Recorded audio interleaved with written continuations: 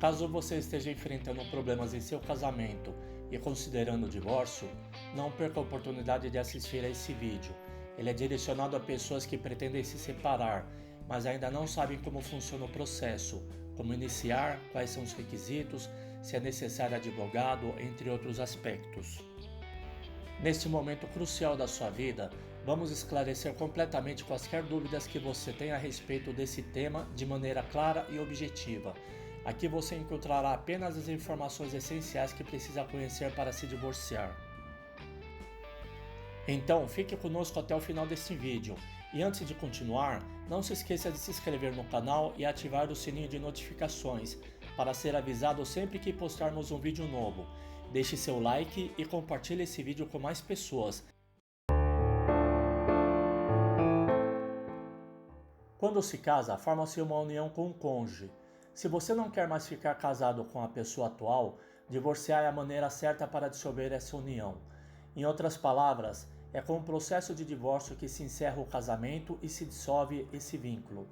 Existem várias maneiras de iniciar o processo e vamos apresentá-las nesse instante. Em algumas situações, não é necessário se divorciar através de uma ação judicial, sendo possível realizá-lo em cartório. Por outro lado, em outros casos, é necessário que haja uma ação judicial específica, seja ele um divórcio consensual, com acordo entre os cônjuges, ou um divórcio litigioso, quando não há acordo em um ou mais termos.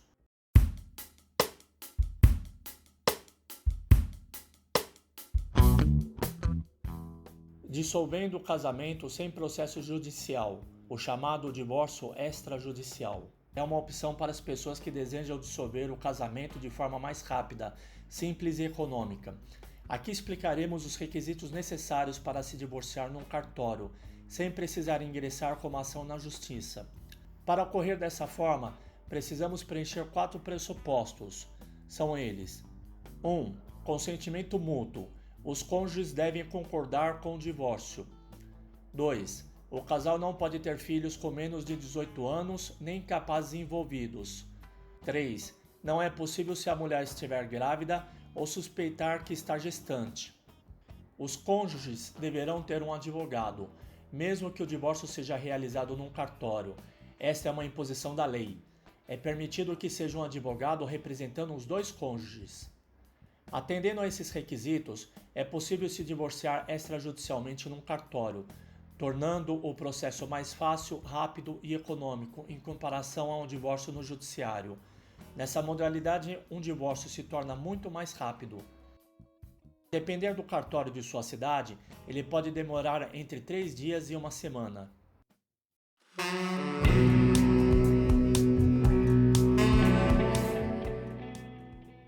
O divórcio consensual na justiça.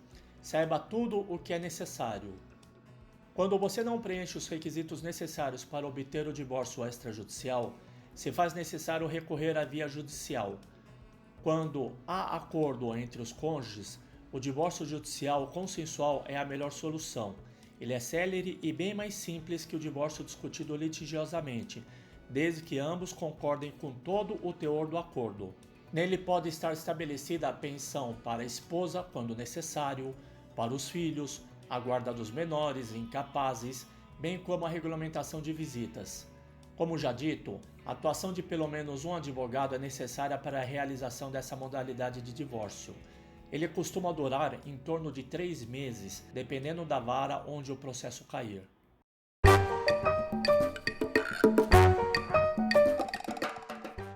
Nos casos em que não existe acordo entre os cônjuges sobre os termos do divórcio, a única opção se torna divorciar-se litigiosamente através da justiça. Nessa modalidade de divórcio, se faz necessário ingressar com a ação judicial, onde constará um advogado representando cada parte. O cônjuge que der entrada no divórcio será denominado autor, também chamado de requerente, e a outra parte será o réu, também chamado de requerido. Neste caso, será necessário produzir provas para resolver esta ação, o que atrasará muito o divórcio. No entanto, antes do fim do processo, as partes poderão compor um acordo, tornando o processo mais rápido. Caso não ocorra um acordo, será necessário esperar o juiz sentenciar, o que pode levar até 2 anos.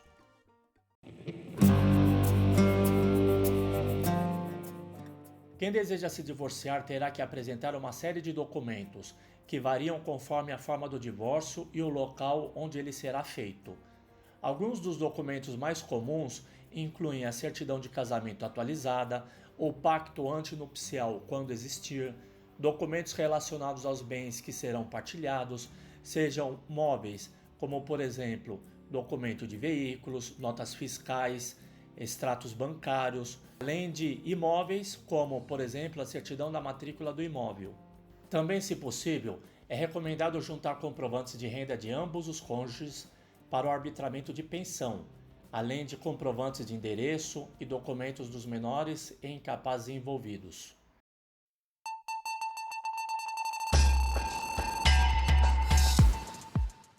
Se não houver acordo entre o casal, a Justiça realizará a divisa dos bens, decidindo como serão partilhados.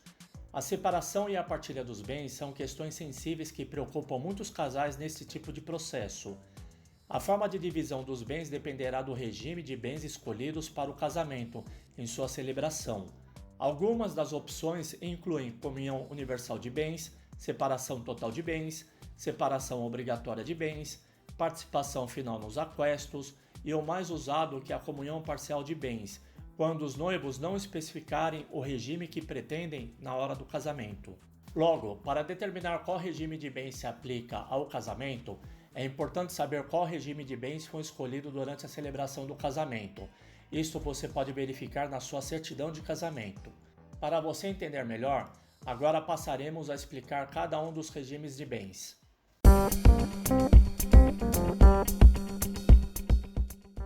Nesta modalidade, todos os bens pertencentes ao casal tornam-se patrimônio comum, incluindo aqueles adquiridos anteriormente ao casamento. No entanto, existem exceções. Bens adquiridos gratuitamente por meio de doação ou herança, ou bens com cláusula de incomunicabilidade, são propriedades exclusivas do cônjuge que as possui e, portanto, não estão incluídos na partilha dos bens quando se divorciarem.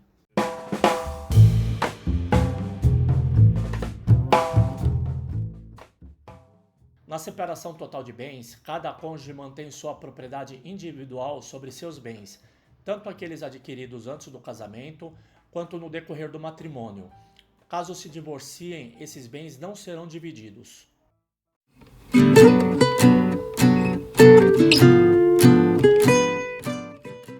Essa modalidade é imposta pela lei aos casais na celebração do casamento quando um cônjuge tiver 70 anos ou mais. Igual ao regime de separação total de bens, nesse regime de separação obrigatória, cada cônjuge mantém a propriedade exclusiva dos seus bens, incluindo aqueles adquiridos no decorrer do casamento. Quando se divorciarem, não haverá divisão dos bens.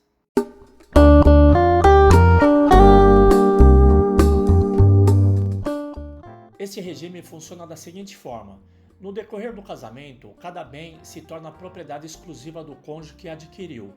Desta forma, não há patrimônio conjunto durante o casamento.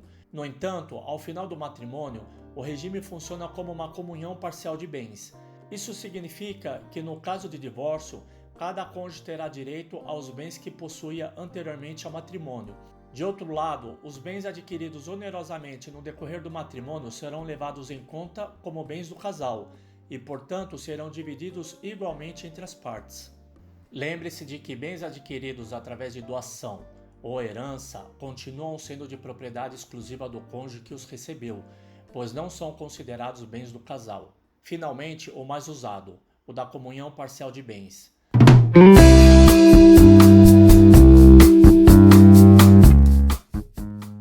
Com relação a este regime, todos os bens adquiridos no decorrer do matrimônio, com pagamento, serão entendidos como bem do casal.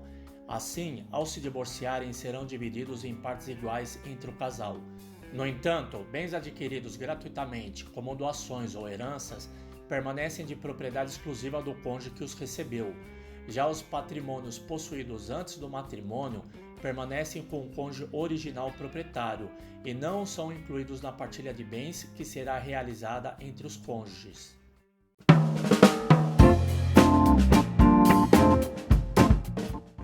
Sim, é obrigatória a participação de um advogado, mesmo em caso de divórcio extrajudicial, aquele que ocorre em cartório. Tanto neste caso como em divórcio consensual judicial, basta um advogado para representar os dois cônjuges. Se não tiver como pagar um advogado, é possível obtê-lo gratuitamente através da Defensoria Pública. Algumas faculdades que ensinam direito também oferecem este tipo de serviço gratuito à comunidade de baixa renda, bem como outras formas através de convênio com a OAB.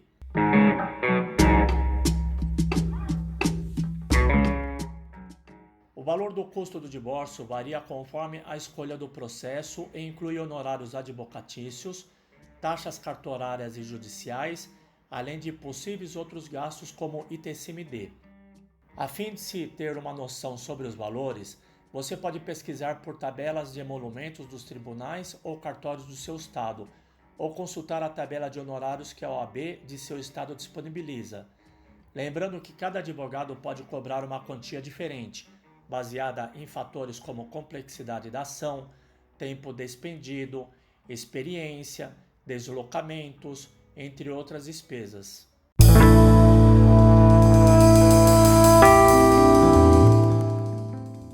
Quanto à guarda do filho do casal, recomenda-se buscar um consenso para evitar maiores problemas, pois no divórcio a questão da guarda pode ser estabelecida como compartilhada ou unilateral, sendo que a compartilhada é a preferida pela lei para atender aos interesses dos menores ou incapazes.